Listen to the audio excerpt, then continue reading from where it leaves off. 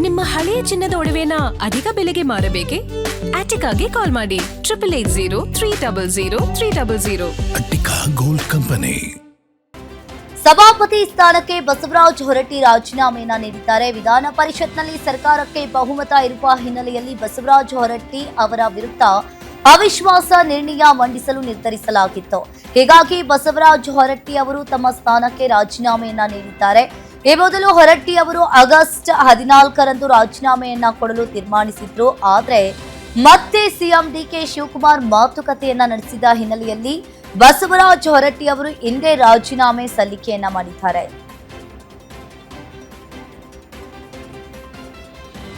ಹೊರಟ್ಟಿ ರಾಜೀನಾಮೆ ಪಡೆದ ಕಾಂಗ್ರೆಸ್ ವಿರುದ್ಧ ಬಿಜೆಪಿ ಇದೊಂದು ಗೂಂಡಾ ಸರ್ಕಾರ ಅಂತ ಕಿಡಿಕಾರಿತ್ತು. ಬಿಜೆಪಿ ನಾಯಕರು ಬಸವರಾಜ ಹೊರಟ್ಟಿ ಅವರನ್ನ ಭೇಟಿ ಮಾಡಿದ್ದಾರೆ. ವಿಪಕ್ಷ ನಾಯಕ ಆರ್ ಅಶೋಕ್, ಛಲವಾದಿ ನಾರಾಯಣ ಸ್ವಾಮಿ, ರಾಜ್ಯಾಧ್ಯಕ್ಷ ವಿಜಯೇಂದ್ರ, ಶಾಸಕರಾದ ಅಶ್ವಥ್ ನಾರಾಯಣ್, ಮಹೇಶ್ ತೆಂಗಿನಕಾಯಿ, ಎಂಎಲ್ಸಿ ಎನ್ ರವಿಕುಮಾರ್ ಸೇರಿದಂತೆ ನಾಯಕರು ಹೊರಟ್ಟಿ ಅವರನ್ನ ಭೇಟಿ ಮಾಡಿದ್ದಾರೆ. ಇನ್ನು ರಾಜ್ಯ ಕಾಂಗ್ರೆಸ್ ಸರ್ಕಾರ ಬಲವಂತವಾಗಿ ರಾಜೀನಾಮೆ ಪಡೆದಿದೆ ಅಂತ ಬಿಜೆಪಿ ಇಲ್ಲಿ ಗಂಭೀರವಾಗಿ ಆರೋಪವನ್ನ ಮಾಡಿದೆ. ರಾಜೀನಾಮೆಯ ಕುರಿತು ಹಂಗಾಮಿ ಸಭಾಪತಿ ಬಸವರಾಜ ಹೊರಟ್ಟಿ ಎಕ್ಸ್ಕ್ಲೂಸಿವ್ ಆಗಿ ಮಾತನಾಡಿದ್ದಾರೆ. ಬೆಂಗಳೂರಿನಲ್ಲಿ ಗ್ಯಾರಂಟಿ ನ್ಯೂಸ್ ಜೊತೆ ಮಾತನಾಡಿದ ಅವರು, ಏನು ಚರ್ಚೆ ಮಾಡಿಲ್ಲ, ರಾಜೀನಾಮೆ ಕೊಡಿ ಅಂದ್ರೂ ಕೊಟ್ಟಿದ್ದೇನೆ, ಯಾಕೆ ಇಷ್ಟು ತರಾತುರಿ ಅಂತ ನನಗೆ ಗೊತ್ತಿಲ್ಲ. ರಾಜೀನಾಮೆ ಕೊಡು ಅಂದ್ರೂ ಕೊಟ್ಟೆ, ನನಗೆ ಬಹಳ ಬೇಸರವಾಗಿದೆ. ನಾನು 14ರವರೆಗೂ ಕೂಡ ಸಮಯಾವಕಾಶ ಕೇಳಿದ್ದೆ, ಆದ್ರೆ ಕೊಟ್ಟಿಲ್ಲ. ಇಂತಹ ಸಂದರ್ಭವನ್ನ ಇದುವರೆಗೂ ಯಾರು ಫೇಸ್ ಮಾಡಿಲ್ಲ ಅಂತ ಬೇಸರವಾಗಿ ಮಾತನಾಡಿದ್ದಾರೆ. ಏನು ಮಾಹಿತಿ ಇರಲಿಲ್ಲ, ಆಕಸ್ಮಿಕವಾಗಿ ಬಂದು ಆಕಸ್ಮಿಕವಾಗಿ ರಾಜೀನಾಮೆ ಕೊಟ್ಟಿವತ್ತದು. ನಾನಲ್ಲ, ಯಾರೂ ಅನುಭವಿಸಿಲ್ಲ. ಈ ಥರ ಅನುಭವಿಸಿದೆ, ಇದು ಆಯಿತು. ಭಾಳಷ್ಟು ಬೇಸರ ಆಗಿದೆ, ನೋವಾಗಿದೆ. ಇಂಥ ಘಟನೆ ಯಾಕಾಯಿತು ನನಗನ್ನೋದು ಇನ್ನೂ ನನಗೆ ಅರ್ಥ ಆಗೋದು. ಸಹಜವಾಗಿ ನನಗೆ ಮನಸ್ಸಿಗೆ ಸಾಕಷ್ಟು ನೋವಾಗಿದೆ. ಏನು ಮಾಡೋಕ್ಕಾಗೋದಿಲ್ಲ, ವ್ಯವಸ್ಥೆ ಹಂಗಿದೆ. ವ್ಯವಸ್ಥೆಯಲ್ಲಿ ನಾವು ವ್ಯವಸ್ಥೆಗೆ ಹೊಂದ್ಕೊಂಡು ಹೋಗ್ಬೇಕಾಗೈತೆ, ಹೊಂದ್ಕೊಂಡು ಹೋಗಿನಿ ಇಷ್ಟ. ಮತ್ತೆ ಆಕಸ್ಮಿಕವಾಗಿ ಕೇಳಿದ್ರು ನಾನು ಕೊಟ್ಟುಬಿಟ್ಟೆ. ಅದು ಸದನದಲ್ಲಿ ಹೋದರೂ ಸಹಿತ ಅವರು ನೋ ಕಾನ್ಫಿಡೆನ್ಸ್ ಮೋಷನ್ ಮೂವ್ ಮಾಡಿ ಬಹುಮತ ಇರಲಿಲ್ಲ. ಅಲ್ಲಿ ಏನೇನೋ ಮಾತಾಡ್ತಿದ್ರು, ಇದಾಗಿದ್ದು. ಅಲ್ಲಿ ಹೋಗಿ ನಾವ್ಯಾಕಷ್ಟು ನಮ್ಮ ಮರ್ಯಾದೆ ಕಳ್ಕೊಬೇಕಂತ ತಿಳ್ಕೊಂಡು ಹೇಳಿ ನಾನು ಹೇಳಿನಿ. ನಾ ಸಭಾನಾಯಕರಿಗೆ ಹೇಳೀನಿ, ಅಶೋಕ್ ಅವ್ರಿಗೆ ಹೇಳೀನಿ, ಹಿಂಗೆ ರಾಜೀನಾಮೆ ಕೊಡುತ್ತೇನೆ ಅಂತೇಳಿ ಹೇಳೇ ಕೊಟ್ಟಿದ್ದೀನಿ ನಾನು. ಬಸವರಾಜ ಹೊರಟ್ಟಿ ರಾಜೀನಾಮೆಗೆ ವಿಪಕ್ಷ ನಾಯಕ ಆರ್ ಅಶೋಕ್ ಕಿಡಿಕಾರಿದ್ದಾರೆ. ಬೆಂಗಳೂರಿನಲ್ಲಿ ಮಾತನಾಡಿದ ಅವರು, ಗೂಂಡಾಗಿರಿಯನ್ನ ಮಾಡಿ ತಮಗೆ ತಂಡ ಕಟ್ಟಿಕೊಂಡು ಹೋಗಿದ್ರು. ಗ್ಯಾಂಗ್ ಕಟ್ಕೊಂಡು ಹೋಗಿ ಬಲವಂತವಾಗಿ ರಿಸೈನ್ ಕೊಡಿಸಿದ್ದಾರೆ. ಕರ್ನಾಟಕಕ್ಕೆ ದೊಡ್ಡ ಕಳಂಕವಿದು. ಹಿಂದೆಂದೂ ಹೀಗೆ ನಡೆದಿಲ್ಲ. ಬಲವಂತ ಮಾಡಿ ರಾಜೀನಾಮೆ ಪಡೆದಿರುವುದು ಕಳಂಕ. ಯಾವ ಸಭಾಪತಿಗೂ ಈ ರೀತಿ ಅವಮಾನ ಆಗಿಲ್ಲ ಅಂತ ಕಿಡಿಕಾರಿದ್ದಾರೆ. ಎಲ್ಲರನ್ನೂ ಕರ್ಕೊಂಡೋಗಿ ಸಭಾಪತಿಗಳ ಚೇಂಬರ್ಗೆ ಹೋಗಿ ಬಲವಂತವಾಗಿ ಸುಮಾರು 1 ಗಂಟೆಗಳ ಕಾಲ ಅಲ್ಲಿ ಬಲವಂತ ಮಾಡಿ ರಾಜೀನಾಮೆ ಪಡೆದಿರುವಂಥದ್ದು ಕರ್ನಾಟಕದ ವಿಧಾನ ಪರಿಷತ್ಗೆ ಒಂದು ರೀತಿ ಕಳಂಕ ಇದೆ. ಯಾವ ಸಭಾಪತಿಗೂ ಈ ಥರದ ಒಂದು ಅವಮಾನ ಆಗಿರ್ಬೋದು. ಮೊದಲು ಕಾಂಗ್ರೆಸ್ ಲೆಟರ್ಡಲ್ಲೇ ಘೋಷಣೆ ಮಾಡಿರೋದು ದೊಡ್ಡ ಅಪರಾಧ. ಅದು ಸಂವಿಧಾನಕ್ಕೆ ವಿರೋಧವಾಗಿ ಸಂವಿಧಾನಕ್ಕೆ ಅಪಚಾರ ಮಾಡಿದ್ದಾರೆ. ಈಗ ಮತ್ತೆ ಈ ಸರ್ಕಾರ, ಕಾಂಗ್ರೆಸ್ ಸರ್ಕಾರ ಅಂದ್ರೆ ಗೂಂಡಾ ಸರ್ಕಾರ. ಈ ಗೂಂಡಾಗಿರಿಯನ್ನು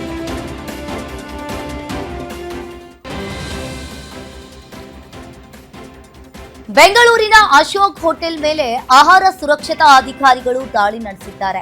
ಹೋಟೆಲ್ ಮೇಲೆ ಅಧಿಕಾರಿಗಳ ದಾಳಿ ವೇಳೆ ಸುಮಾರು ಇಲ್ಲಿ 31 ಲೀಟರ್ ಎಕ್ಸ್ಪೈರಿ ಹಾಲು ಪತ್ತೆಯಾಗಿದೆ. ಅಶೋಕ್ ಹೋಟೆಲ್ನಲ್ಲಿ ಅವಧಿ ಮೀರಿದ ಹಾಲು ಪತ್ತೆಯಾಗಿದ್ದು, ಅವಧಿ ಮೀರಿದ ಹಾಲು ಬಳಕೆ ಮಾಡ್ತಾ ಇರೋದು ಬೆಳಕಿಗೆ ಬಂದಿದೆ.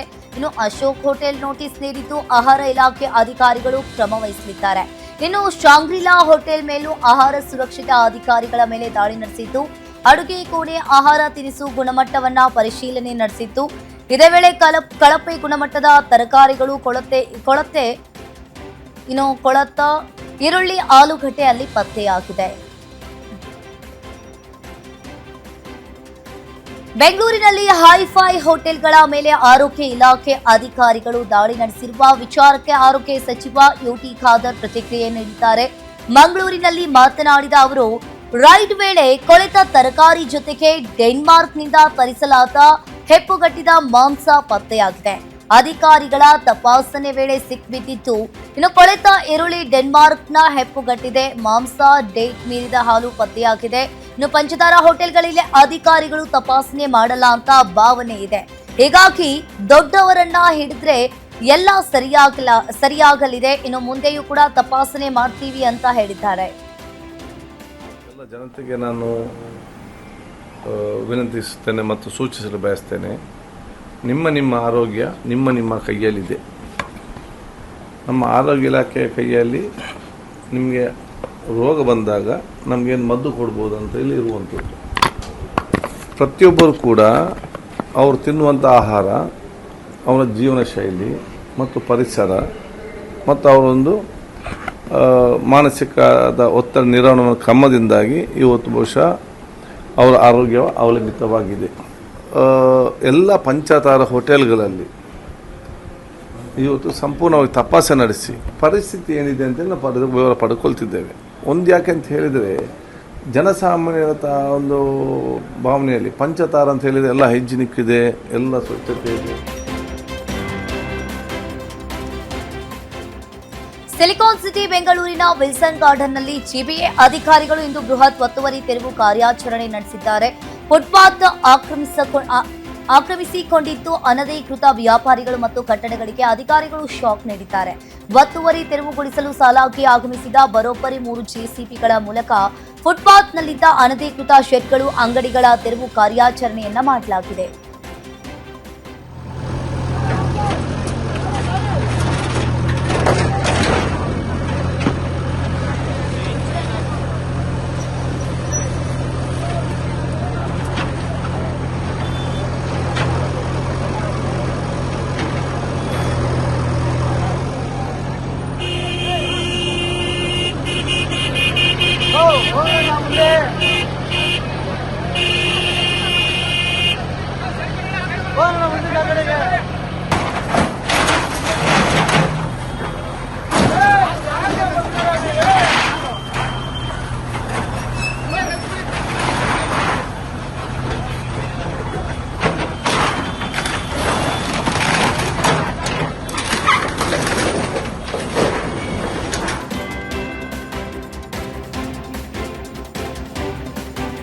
ವಿಜಯಪುರ ಜಿಲ್ಲೆಯಲ್ಲಿ ದಿನದಿಂದ ದಿನಕ್ಕೆ ಬೀದಿ ನಾಯಿಗಳ ಹಾವಳಿ ಹೆಚ್ಚಾಗಿದೆ. ಜಿಲ್ಲೆಯ ಇಂಡಿ ಪಟ್ಟಣದ ರೇವತ್ ಮಡ್ಡಿ ಹಾಗೂ ಕರೀಂ ನಗರದಲ್ಲಿ ಬಾಲಕಿಯ ಮೇಲೆ ಬೀದಿ ನಾಯಿಗಳು ದಾಳಿ ಮಾಡಿವೆ. ಮನೆ ಬಳಿ ಆಟವಾಡ್ತಾ ಇದ್ದ ಬಾಲಕಿ ಪ್ರೇರಣಾ ಹಾಗೂ 9 ವರ್ಷದ ಬಾಲಕಿಯ ಮೇಲೆ ಬೀದಿ ನಾಯಿಗಳು ದಾಳಿ ಮಾಡಿತ್ತು. ಇನ್ನು ಬಾಲಕಿ ಪ್ರೇರಣಾಗೆ ಗಂಭೀರವಾಗಿ ಗಾಯವಾಗಿದೆ. ಇನ್ನು ಗಂಭೀರ ಗಾಯಗಳಾಗಿದ್ದ ಬಾಲಕಿಯರಿಗೆ ತಾಲೂಕು ಆಸ್ಪತ್ರೆಯಲ್ಲಿ ಚಿಕಿತ್ಸೆಯನ್ನ ಕೊಡಿಸಲಾಗಿದೆ. ಇನ್ನು ನಿರಂತರ ದಾಳಿ ಮಾಡ್ತಾ ಇರುವ ಬೀದಿ ನಾಯಿಗಳ ಹತೋಟಿಗೆ ತರಬೇಕಂತ ಹೇಳಿ ಸಾರ್ವಜನಿಕರು ಇಲ್ಲಿ ಆಕ್ರೋಶವನ್ನ ವ್ಯಕ್ತಪಡಿಸಿದ್ದಾರೆ.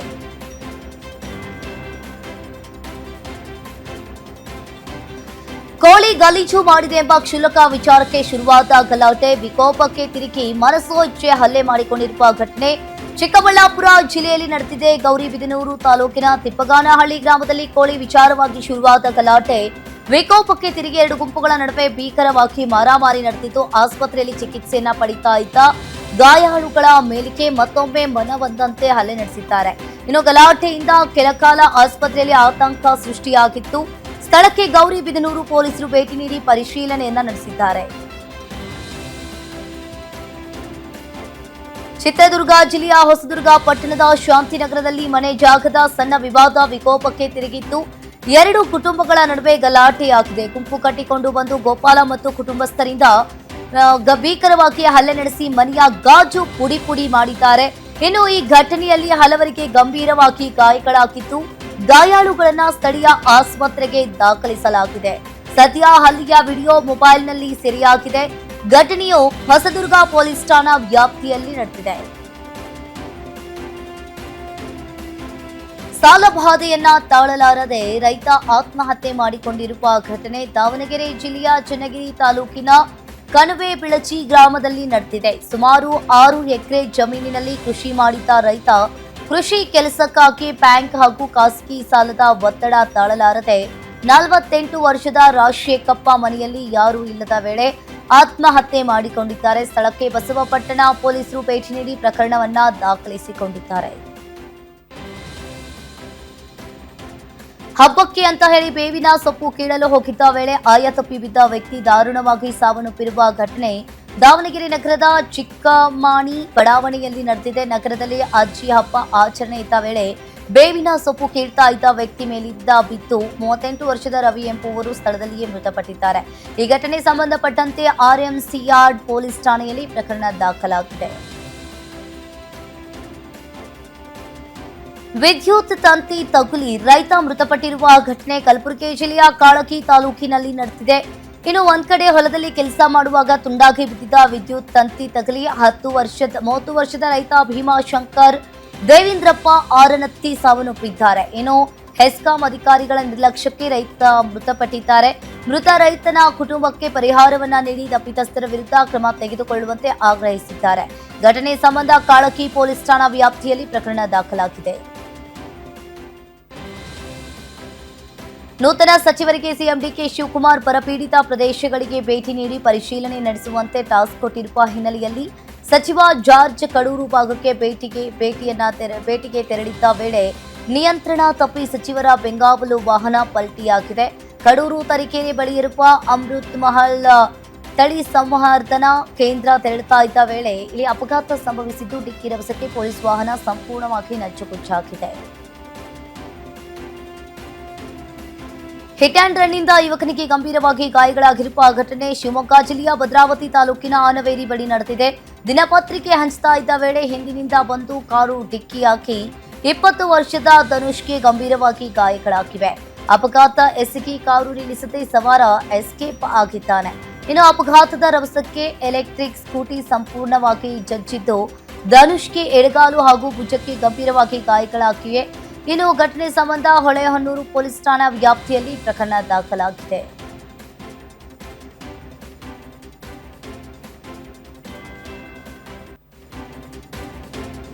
ಬೀದರ್ನಲ್ಲಿ ಬಿಜೆಪಿ ಮುಖಂಡರು ಸರ್ಕಾರದ ವಿರುದ್ಧ ಸಮರ ಸಾರಿದ್ದಾರೆ. ವಿವಿಧ ಬೇಡಿಕೆಗಳನ್ನು ಈಡೇರಿಸುವಂತೆ ಆಗ್ರಹಿಸಿ ಬೀದರ್ ಉತ್ತರ ವಿಧಾನಸಭಾ ಕ್ಷೇತ್ರದ ಜನವಾಡದ ಬಿಜೆಪಿ ಕಚೇರಿಯಿಂದ ಜಿಲ್ಲಾಧಿಕಾರಿ ಕಚೇರಿಯವರೆಗೆ ಬೃಹತ್ ಪ್ರತಿಭಟನಾ ಪಾದಯಾತ್ರೆ ನಡೆಸಿದ್ರು.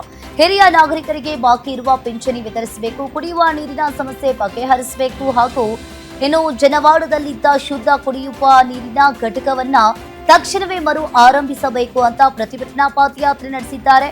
ನ್ಯಾಯಯುತ ಬೇಡಿಕೆಗಳನ್ನ ಈಡೇರಿಸದಿದ್ರೆ ಮುಂಬರುವ ದಿನಗಳಲ್ಲಿ ಹೋರಾಟವನ್ನ ಇನ್ನಷ್ಟು ತೀವ್ರಗೊಳಿಸುವುದಾಗಿ ಬಿಜೆಪಿ ಮುಖಂಡರು ಎಚ್ಚರಿಕೆಯನ್ನ ನೀಡಿದ್ದಾರೆ. ಟೊಮ್ಯಾಟೊ ಬೆಲೆ ಕುಸಿತ ಹಿನ್ನೆಲೆಯಲ್ಲಿ ಚಿಕ್ಕಮ್ಮನಹಳ್ಳಿ ಟೊಮ್ಯಾಟೊ ಮಾರುಕಟ್ಟೆ ಬಳಿ ರೈತರು ಆಕ್ರೋಶವನ್ನ ಹೊರಹಾಕಿದ್ದಾರೆ. ಏಕಾಏಕಿ ದರ ಕುಸಿತ ಕಾರಣಕ್ಕಾಗಿ ಚಿತ್ರದುರ್ಗದ ಚಳ್ಳಕೆರೆ ತಾಲೂಕಿನ ಚಿಕ್ಕಮ್ಮನಹಳ್ಳಿಯ ಹೆದ್ದಾರಿ ತಡೆದು ಟೊಮ್ಯಾಟೊ ಸುರಿದು ಅನ್ನದಾತರು ಆಕ್ರೋಶವನ್ನ ಹೊರಹಾಕಿದ್ದಾರೆ. ಇನ್ನು ಸ್ಥಳಕ್ಕೆ ತಳುಕು ಪೊಲೀಸರು ಆಗಮಿಸಿ ರೈತರನ್ನ ಸಮಾಧಾನ ಪಡಿಸಲು ಮುಂದಾಗಿದ್ರು. ರಾಮನಗರದಲ್ಲಿ ವಿವಿಧ ಬೇಡಿಕೆಗಳ ಈಡೇರಿಕೆಗೆ ಆಗ್ರಹಿಸಿ ಹಿರಿಯ ಹೋರಾಟಗಾರರು ವಾಟಾಳ್ ನಾಗರಾಜ್ ನೇತೃತ್ವದಲ್ಲಿ ಪ್ರತಿಭಟನೆ ಮಾಡಿದ್ದಾರೆ. ಇನ್ನು ರಾಮನಗರದ ಐಜೂರು ವೃತ್ತದಲ್ಲಿ ಕಪ್ಪು ಪಟ್ಟಿ ಪ್ರದರ್ಶಿಸಿ ಪ್ರೊಟೆಸ್ಟ್ ಮಾಡಿದ್ದಾರೆ. ಅಲ್ಲದೆ ಮೇಕೆದಾಟು ಯೋಜನೆ ಜಾರಿ ಮಾಡಬೇಕು, ಜೊತೆಗೆ ಮೇಕೆದಾಟು ಯೋಜನೆಗೆ ಅಡ್ಡಿಪಡಿಸ್ತಾ ಇರೋ ತಮಿಳುನಾಡು ಸರ್ಕಾರದ ವಿರುದ್ಧ ಘೋಷಣೆಯನ್ನ ಕೂಗಿ ಆಕ್ರೋಶವನ್ನ ಹೊರಹಾಕಿದ್ದಾರೆ.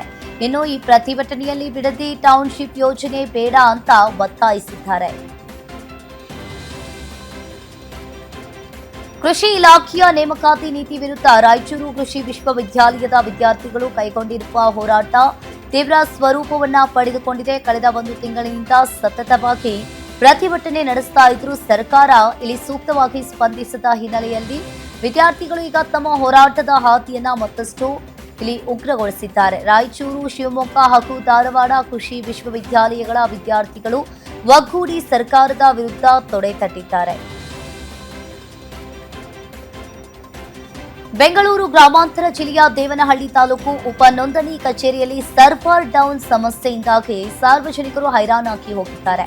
ರಾಜ್ಯದ ಪ್ರಮುಖ ಹಾಗೂ ಹೆಚ್ಚು ನೋಂದಣಿಯಾಗದ ಕಚೇರಿಯಲ್ಲಿ ಈಗಾಗಲೇ ಒಂದಾದ ದೇವನಹಳ್ಳಿಯಲ್ಲಿ ಸಬ್ ರಿಜಿಸ್ಟ್ರಾರ್ ಆಫೀಸ್ನಲ್ಲಿದ್ದ. ಕಳೆದ ಕೆಲ ದಿನಗಳಿಂದ ತಾಂತ್ರಿಕ ದೋಷ ಕಾಣಿಸಿಕೊಂಡಿದ್ದು ಆಸ್ತಿ ನೋಂದಣಿಗಾಗಿ ದೂರಗಳಿಂದ ಈಗಾಗಲೇ ಬಂದ ಸಾರ್ವಜನಿಕರು ಗಂಟೆಗಟ್ಟಲೆ ಸಾಲಿನಲ್ಲಿ ನಿಂತು ಪರದಾಡುವಂತಾಗಿದೆ. ಕಲಬುರಗಿ ಜಿಲ್ಲೆಯ ಸೇಡಂ ತಾಲೂಕಿನಲ್ಲಿ ತುಂಬಿ ಹರಿತಾ ಇರುವ ನದಿಯ ನಡುವೆ ಮೃತದೇಹವನ್ನ ಟ್ರ್ಯಾಕ್ಟರ್ನಲ್ಲಿ ಸಾಗಾಟ ಮಾಡಿ ಅಂತ್ಯ ಸಂಸ್ಕಾರ ನೆರವೇರಿಸಲಾಗಿದೆ. ಸೇಡಂ ಪುರಸಭೆ ಮಾಜಿ ಸದಸ್ಯ ಈಗಾಗಲೇ ರಾಜು ಕಾಳ್ಗೀಕರ್ ಮೃತಪಟ್ಟಿದ್ದು, ನದಿಯಾಚೆ ರುದ್ರಭೂಮಿ ಇದ್ದ ಹಿನ್ನೆಲೆಯಲ್ಲಿ ತುಂಬಿ ಹರಿತಾ ಇದ್ದ ನದಿ ದಾಟಿ ಅಂತ್ಯ ಸಂಸ್ಕಾರ ಮಾಡಿದ್ದಾರೆ. ಇನ್ನು ನದಿಗೆ ಸೇತುವೆ ಇಲ್ಲದ ಕಾರಣ ಕುಟುಂಬಸ್ಥರು ಹಾಗೂ ಸಾರ್ವಜನಿಕರು ಪರಸ್ಪರ ಕೈ ಹಿಡಿದು ಹರಿಯುವ ನೀರಿನಲ್ಲಿ ನಡೆದು ನದಿ ದಾಟಿಸಿ ಅಂತ್ಯ ಸಂಸ್ಕಾರವನ್ನ ನೆರವೇರಿಸಿದ್ದಾರೆ. ಮಂಡ್ಯ ಜಿಲ್ಲೆಯ ಕೆಆರ್ಪೇಟೆ ತಾಲೂಕು ಕಚೇರಿಯಲ್ಲಿ ಮಧ್ಯವರ್ತಿಗಳ ಹಾವಳಿ ಆರೋಪ ಕೇಳಿಬಂದಿದ್ದು, ರೈತರ ಕೆಲಸಗಳಿಗೆ ಮಧ್ಯವರ್ತಿಗಳ ಮೂಲಕ ಹಣ ವಸೂಲಿ ಮಾಡಲಾಗ್ತಾ ಇದೆ ಎಂಬ ಆರೋಪವಿದೆ. ಶಿರಸ್ತೇದಾರ್ ಅಸ್ಲಾಂ ಭಾಷೆ ಮಧ್ಯವರ್ತಿಗಳಿಗೆ ಸಾಥ್ ನೀಡ್ತಾ ಇದ್ದಾರೆ ಅಂತ ಸಾರ್ವಜನಿಕರು ಆರೋಪಿಸಿದ್ದಾರೆ. ಕಚೇರಿ ಬೇಡಿಕೆ ಮಧ್ಯವರ್ತಿಗಳ ಜೊತೆ ಡೀಲಿಂಗ್ ನಡೆಸಿರುವ ದೃಶ್ಯಗಳು ರಹಸ್ಯ ಕ್ಯಾಮೆರಾದಲ್ಲಿ ಸೆರೆಯಾಗಿದೆ. ಈ ಬಗ್ಗೆ ಪ್ರಶ್ನಿಸಿದಾಗ ಅಧಿಕಾರಿ ತಮ್ಮದೇ ಆದ ಶೈಲಿಯಲ್ಲಿ ಸಮರ್ಥನೆಯನ್ನ ಮಾಡಿಕೊಂಡಿದ್ದಾರೆ. ಅಧಿಕಾರಿಗಳ ನಡೆಗೆ ರೈತರು ಆಕ್ರೋಶವನ್ನ ವ್ಯಕ್ತಪಡಿಸಿದ್ದು, ಭ್ರಷ್ಟಾಚಾರಕ್ಕೆ ಕಡಿವಾಣ ಹಾಕುವಂತೆ ಆಗ್ರಹಿಸಿದ್ದಾರೆ.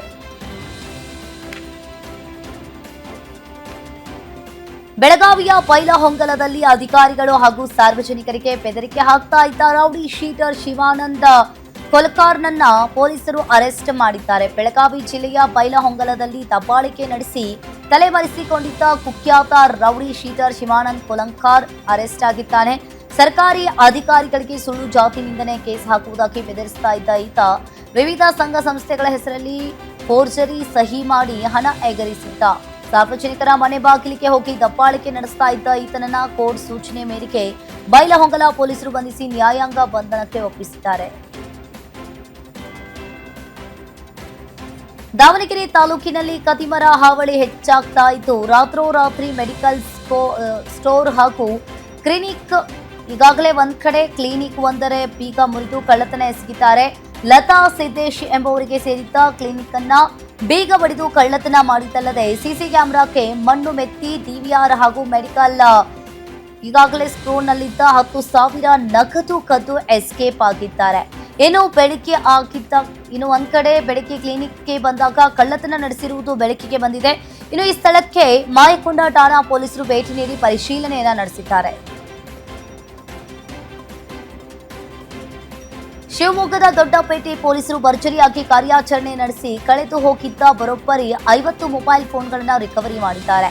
2024ರಿಂದ 2026ರ ಅವಧಿಯಲ್ಲಿ ಈಗಾಗಲೇ ಒಂದ್ ಕಡೆ ಸಿಇಆರ್ ಪೋರ್ಟಲ್ ಮೂಲಕ ಮೊಬೈಲ್ ಕಳುವಾಗಿರುವ ಕುರಿತು ಬಂದಿದ್ದ ದೂರುಗಳನ್ನು ಗಂಭೀರವಾಗಿ ಪರಿಗಣಿಸಿ ಪೊಲೀಸರು ಸುಮಾರು 50 ಮೊಬೈಲ್ ಫೋನ್ಗಳನ್ನು ಮತ್ತೆ ಹೆಚ್ಚುವಲ್ಲಿ ಯಶಸ್ವಿಯಾಗಿದ್ದಾರೆ.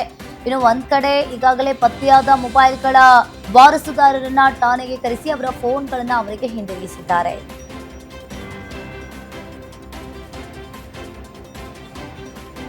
ಕಾವೇರಿ ಜಲಾನಯನ ಪ್ರದೇಶದಲ್ಲಿ ಕಳೆದ ಕೆಲ ದಿನಗಳಿಂದ ಅಬ್ಬರಿಸ್ತಾ ಇದ್ದ ಮಳೆರಾಯ ಈಗ ಕೊಂಚ ಬಿಡುವು ನೀಡಿದ್ದಾನೆ. ಮಳೆಯ ಅಭಾವದಿಂದಾಗಿ ಕಾವೇರಿ ಕೊಳ್ಳದ ಪ್ರಮುಖ ಜಲಾಶಯವಾದ ಕೆಆರ್ಎಸ್ ಅಣೆಕಟ್ಟಿಗೆ ಬರ್ತಾ ಇದ್ದ ನೀರಿನ ಒಳಹರಿವಿನಲ್ಲಿ ಭಾರೀ ಪ್ರಮಾಣದ ಇಳಿಕೆಯಾಗಿದೆ.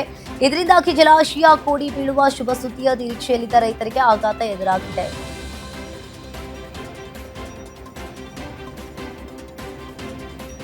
ಮಲೆನಾಡು ಶಿವಮೊಗ್ಗದಲ್ಲಿ ಭಾರೀ ಮಳೆಯಾಗ್ತಾ ಇರುವ ಹಿನ್ನೆಲೆಯಲ್ಲಿ ಶಿಕಾರಿಪುರ ಹಾಗೂ ಸಾಗರ ಗಡಿಭಾಗದಲ್ಲಿರುವ ಅಂಬ್ಲಿಗೋಲ್ಡ್ ಜಲಾಶಯ ಸಂಪೂರ್ಣವಾಗಿ ಭರ್ತಿಯಾಗಿದೆ.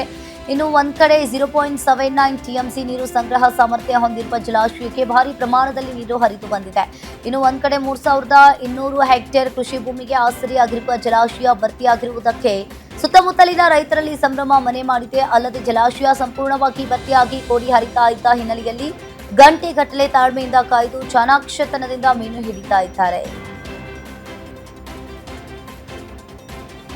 ಆಷಾಢ ಮಾಸದ ಕಡೆಯ ಶುಕ್ರವಾರದ ಹಿನ್ನೆಲೆಯಲ್ಲಿ ಶ್ರೀರಂಗಪಟ್ಟಣದಲ್ಲಿ ಚಾಮುಂಡೇಶ್ವರಿಗೆ ವಿವಿಧ ಬಗೆಯ ಹೂವು ಹಾಗೂ ಹಣ್ಣುಗಳಿಂದ ದೇವಿಗೆ ಹಾಗೂ ಗರ್ಭಗುಡಿಗೆ ವಿಶೇಷವಾಗಿ ಅಲಂಕಾರ ಮಾಡಲಾಗಿತ್ತು. ಬೆಳಗಿನ ಜಾವದಿಂದಲೇ ತಾಯಿ ಚಾಮುಂಡೇಶ್ವರಿಯ ದರ್ಶನವನ್ನ ಪಡೆಯಲು ಸಾಲು ಸಾಲಾಗಿ ಆಗಮಿಸ್ತಾ ಇರುವ ಭಕ್ತಾದಿಗಳು ದೇವಿಯನ್ನ ನೋಡಿ ಕಣ್ತುಂಬಿಕೊಳ್ತಾ ಇದ್ದಾರೆ. ಕೊನೆಯ ಆಷಾಢ ಶುಕ್ರವಾರದ ಹಿನ್ನೆಲೆಯಲ್ಲಿ ನಾಡ ಅಧಿದೇವತೆ ಚಾಮುಂಡಿ ತಾಯಿಗೆ ಮಹಾಲಕ್ಷ್ಮಿ ಅಲಂಕಾರ ಮಾಡಲಾಗಿತ್ತು. ಬೆಳಿಗ್ಗೆಯಿಂದಲೇ ಗಣ್ಯರು ಹಾಗೂ ಜನರು ನಾಡ ಅಧಿದೇವತೆಯ ದರ್ಶನ ಪಡಿತಾ ಇದ್ದಾರೆ. ನಾಡ ಅಧಿದೇವತೆ ಚಾಮುಂಡಿ ತಾಯಿಯ ದರ್ಶನಕ್ಕೆ ಇಂದು ಕಡೆಯ ಆಷಾಢ ಶುಕ್ರವಾರದ ಹಿನ್ನೆಲೆಯಲ್ಲಿ ಗಣ್ಯರು ಸಹ ತಾಯಿಯ ದರ್ಶನವನ್ನ ಪಡೆದುಕೊಳ್ತಾ ಇದ್ದಾರೆ. ನಾಡ ಅಧಿದೇವತೆಗೆ ಇನ್ನು ಮಹಾಲಕ್ಷ್ಮಿ ಅಲಂಕಾರ ಹಾಗೆ ದೇವಸ್ಥಾನದ ಒಳಭಾಗದಲ್ಲಿ ಹಾಗೂ ಗೋಪುರದ ಮುಂಭಾಗದಲ್ಲಿ ವಿವಿಧ ರೀತಿಯ ಹೂವು ಮತ್ತು ಹಣ್ಣುಗಳಿಂದ ವಿಶಿಷ್ಟವಾಗಿ ಅಲಂಕಾರ ಮಾಡಲಾಗಿದೆ. ಸರತಿ ಸಾಲಿನಲ್ಲಿ ನಿಂತು ಲಕ್ಷಾಂತರ ಭಕ್ತರು ಚಾಮುಂಡೇಶ್ವರಿ ದರ್ಶನವನ್ನ ಪಡ್ಕೊಂಡ್ರು.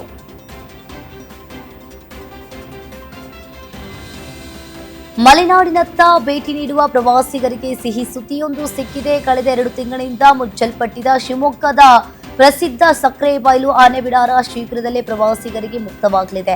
ಕೊಡಗಿನ ದುಬಾರೆ ಆನೆ ಬಿಡಾರದಲ್ಲಿ ನಡೆದ ಅಹಿತಕರ ಘಟನೆಯ ಬಳಿಕ ಬಂದ್ ಮಾಡಲಾಗಿದ್ದು, ಬಿಡಾರವನ್ನ ಇದೀಗ ಸರ್ಕಾರದ ಎಲ್ಲ ಸುರಕ್ಷತಾ ಮಾರ್ಗಸೂಚಿಗಳನ್ನು ಅಳವಡಿಸಿಕೊಂಡು ಆಗಸ್ಟ್ 15ರಿಂದ ಪುನರಾರಂಭಿಸಲು ಅರಣ್ಯ ಇಲಾಖೆ ಈಗಾಗಲೇ ಸಜ್ಜಾಗಿರುವಂತದ್ದು.